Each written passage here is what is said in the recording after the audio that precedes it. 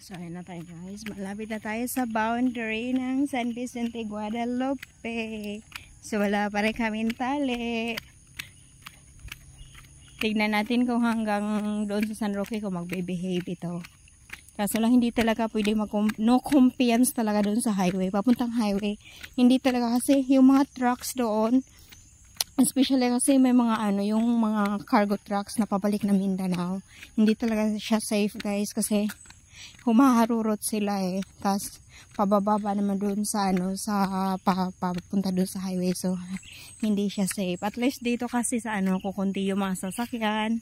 Wala namang traffic dito. Tapos tulog pa yung mga tao. So okay lang. At saka yung mga dogs kasi sanay na kay Tantan. Hindi siya kasi nasanay na rin sa kanya. So yan. Alam niyo na kung saan pupunta yan guys. Diba? Pupunta na naman yan doon. Mangingialam sa mga dogs. Kasi yan yung trip niya eh. Yung mga dogs doon, dadalawin niya yung mga dogs. Yung mga dogs dyan sa dadaanan niya. Alam niyo na, dyan. Pupuntahan niya yan.